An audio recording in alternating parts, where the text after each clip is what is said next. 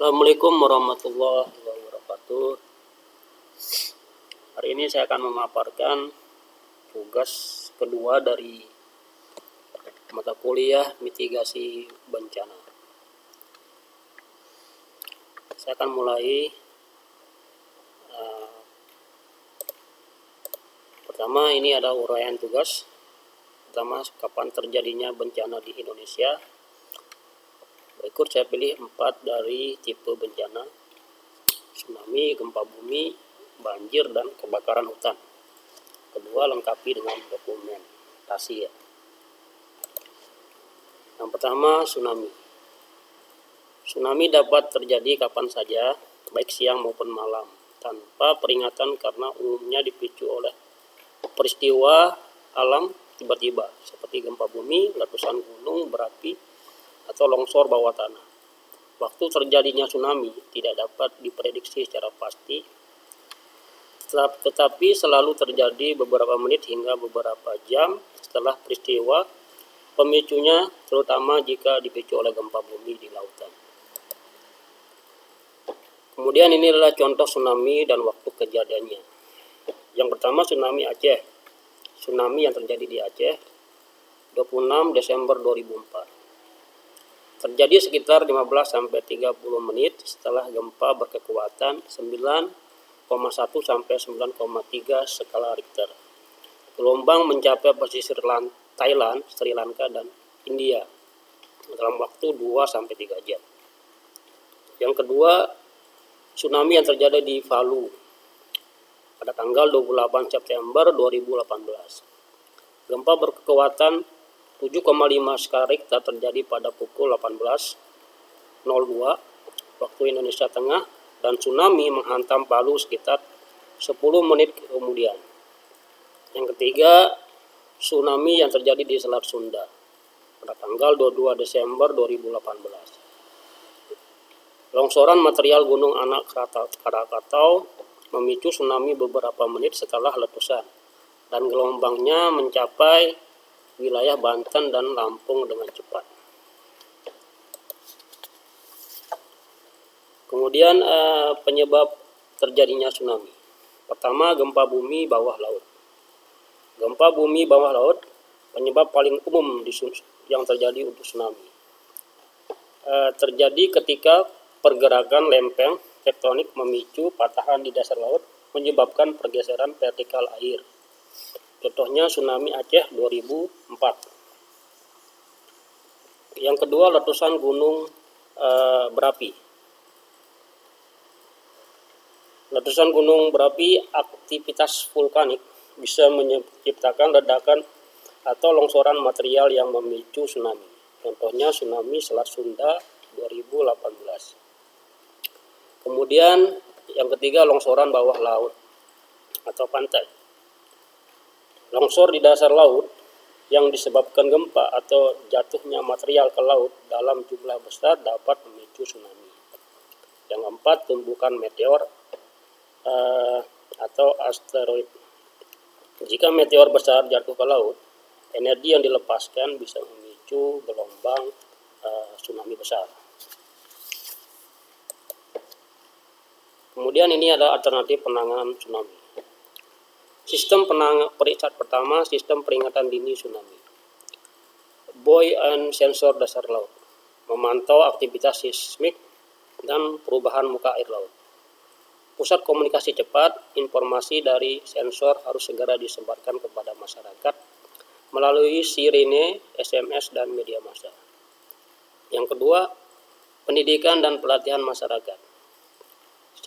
Simulasi evaluasi, yaitu melatih masyarakat agar tahu cara dan jalur evakuasi saat terjadi tsunami. 2. Pendidikan kebencanaan, sekolah dan komunitas harus dilatih tentang tanda-tanda tsunami seperti surutnya air laut secara tiba-tiba. Yang ketiga, pembangunan infrastruktur penahan tsunami, yaitu 1. Tanggul dan pemecah gelombang dibangun di wilayah pesisir rawan untuk meredam kekuatan tsunami. Yang kedua, vegetasi pantai, penanaman hutan bakau dan vegetasi pantai untuk mengurangi dampak tsunami. 4. Penyediaan fasilitas darurat. Pertama, tempat penampungan darurat, yaitu bangunan aman di ketinggian sebagai tempat perlindungan sementara. Yang kedua, stok logistik. Persediaan makanan, air, dan obat harus disiapkan di titik-titik tertentu. Kemudian tipe bencana yang kedua yaitu gempa bumi. Gempa bumi terjadi ketika energi yang terakumulasi di dalam kerak bumi dilepaskan secara tiba-tiba akibat pergerakan lempeng tektonik, aktivitas vulkanik, atau pergeseran batuan di bawah permukaan. Namun, tidak ada cara pasti untuk memprediksi waktu terjadinya gempa secara tepat. Gempa dapat terjadi kapan saja, baik siang maupun malam, tanpa peringatan. Waktu dan pola terjadinya gempa. Pertama, tidak bisa diprediksi secara cepat. Meskipun gempa sering terjadi di daerah rawan, teknologi saat ini belum bisa menentukan kapan tepatnya gempa akan terjadi. Yang kedua, frekuensi di wilayah rawan. Wilayah Indonesia, Jepang, dan Chili sering mengalami gempa karena berada di jalur pertemuan lempeng tektonik. Indonesia sendiri mengalami gempa bumi hampir setiap tahun. Dengan beberapa gempa besar dan mematikan dalam beberapa dekade terakhir, gempa bisa terjadi kapan saja, sehingga kesiapsiagaan sangat penting untuk mengurangi dampaknya. Kemudian penyebab terjadinya gempa bumi. 1. Pergerakan lempeng tektonik. Saat lempeng bumi bergerak, energi yang terakumulasi di sepanjang patahan dilepaskan sebagai gempa. Contohnya, Indonesia sering mengalami gempa karena berada di pertemuan lempeng Indo-Australia, Eurasia, dan Pasifik. Kemudian ada zona subduksi, salah satu lempeng menyusup di bawah lempeng lain. Yang kedua, gempa vulkanik. Terjadi akibat pergerakan magma di bawah gunung berapi, biasanya terjadi menjelang atau bersamaan dengan erupsi. Contohnya gempa di sekitar gunung Merapi. Ketiga, runtuhan atau longsoran tanah. Terjadi akibat longsor atau runtuhan gua dan terowongan, terutama di wilayah dengan struktur tanah yang lemah. Kemudian yang 4, aktivitas buatan manusia atau antropogenik. Gempa bisa terjadi akibat aktivitas seperti penambangan, pembangunan bendungan besar, atau uji coba nuklir. Kemudian ini adalah alternatif penanganan gempa bumi. A. Sebelum gempa bumi atau mitigasi dan persiapan. 1. Pembangunan tahan gempa. Bangunan di daerah rawan gempa harus dibangun dengan teknologi tahan gempa seperti fondasi fleksibel dan struktur ringan. Yang kedua ada peta zona rawan gempa. Pemerintah harus membuat peta wilayah rawan gempa dan mengatur tata ruang agar fasilitas vital seperti rumah sakit dan sekolah tidak berada di zona paling rawan. Yang ketiga, pendidikan dan simulasi gempa. Masyarakat perlu dilatih melalui simulasi gempa agar tahu cara bertindak saat gempa terjadi. Yang keempat, sistem peringatan dini. Nah, sistem peringatan dini ini adalah teknologi seismograf, mendeteksi gempa secara cepat dan memperingatkan masyarakat melalui SMS, sirine, dan media. Kemudian yang kedua ada namanya saat gempa terjadi atau respon darurat. Pertama, tetap tenang dan berlindung. Kedua, evakuasi cepat ke tempat aman. Yang ketiga, pemutusan aliran listrik dan gas. Kemudian yang ketiga ada setelah gempa, pemulihan dan rekonstruksi. Yaitu 1. Pemeriksaan korban dan kerusakan, penyediaan tempat penampungan, pemulihan infrastruktur dan layanan publik, dan bantuan psikososial. Kemudian yang tipe yang ketiga, ini yang ketiga ya, maaf ini belum saya ganti. Ini banjir. Yang ketiga adalah banjir. Banjir dapat terjadi kapan saja jika terjadi curah hujan tinggi atau gangguan pada sistem aliran air. Namun banjir paling sering terjadi pada musim hujan atau ketika kondisi lingkungan tidak mampu menampung mengalirkan air dengan baik.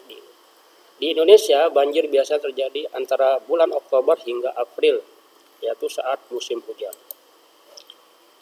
Nah, ini adalah penyebab terjadinya banjir. Penyebab terjadinya banjir, satu, curah hujan yang tinggi. Hujan dengan intensitas tinggi dalam waktu singkat atau hujan berkepanjangan membuat tanah, sungai, dan drainase tidak mampu menampung aliran air. Contohnya banjir di Jakarta dan banjir di daerah Gunung Sari yang kemarin, itu akibat tidak bisa menampung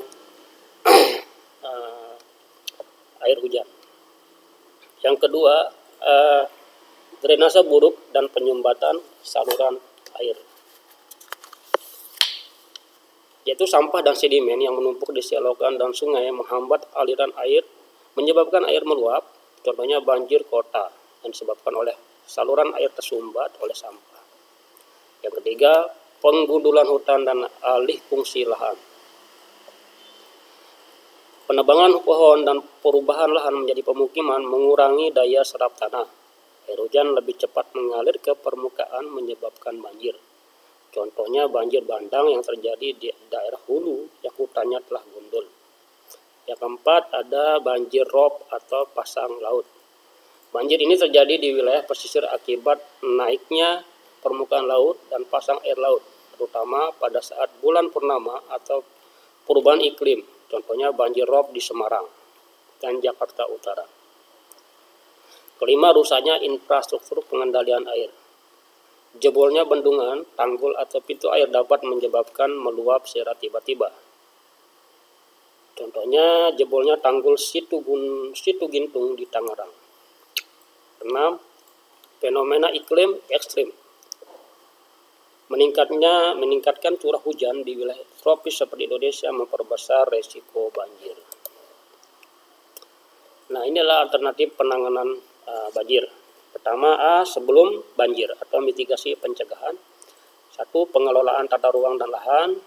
2. Pembangunan dan perawatan drainase. Yang ketiga, normalisasi penggerukan sungai, pembangunan infrastruktur, pemulihan ekosistem hutan, dan penanaman pohon. Yang kedua, ada saat banjir, tindakan darurat. Pertama, evakuasi cepat. Yang kedua, matikan listrik dan aliran gas. Yang ketiga, penyediaan logistik dan bantuan darurat. Yang keempat, penanganan dan pencegahan penyakit. Dan yang ketiga, setelah banjir atau pemulihan dan rekonstruksi. Membersihkan sampah dan lumpur. Yang kedua, perbaikan infrastruktur. Yang ketiga, pemulihan ekonomi dan psikososial. Yang keempat, evaluasi dan perbaikan sistem pengendalian banjir. Kemudian yang keempat adalah kebakaran hutan. Ini adalah nomor keempat ya.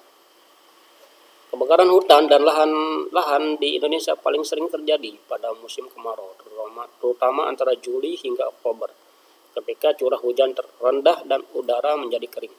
Pada periode ini, vegetasi mudah terbakar dan api dapat menyebar dengan cepat, terutama di wilayah-wilayah seperti Sumatera, Kalimantan, dan sebagian Sulawesi.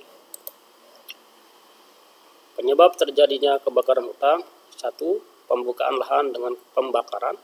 2. Musim kemarau dan fenomena El Nino. Yang ketiga, kerusakan ekosistem hutan dan deforestasi. 4. Hutan gambut yang mudah terbakar. 5. Kelalaian dan faktor manusia. Kemudian yang 6. Sambaran petir dan penyebab alam lainnya.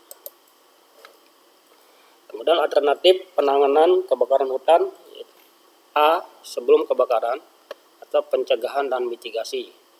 Pertama, pengawasan dan penegakan hukum. Kedua, sistem pemantauan dini.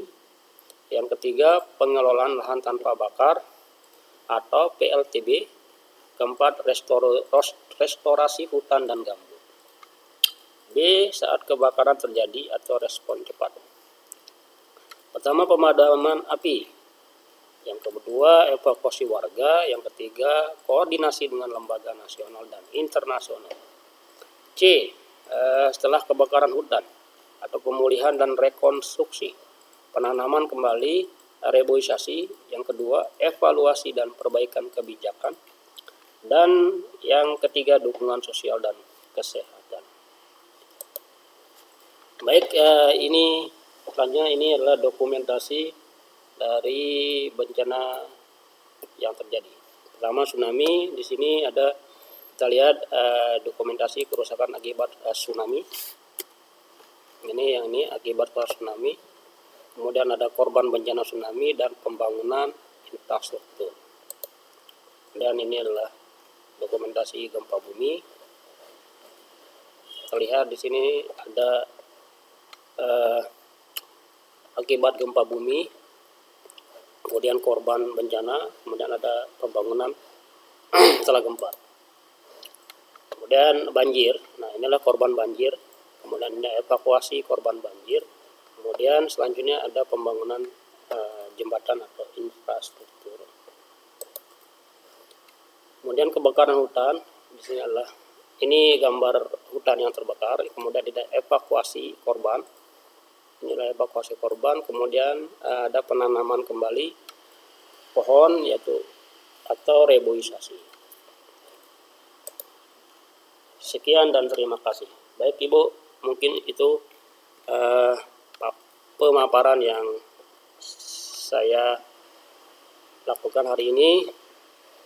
Kurang atau lebihnya mohon maaf.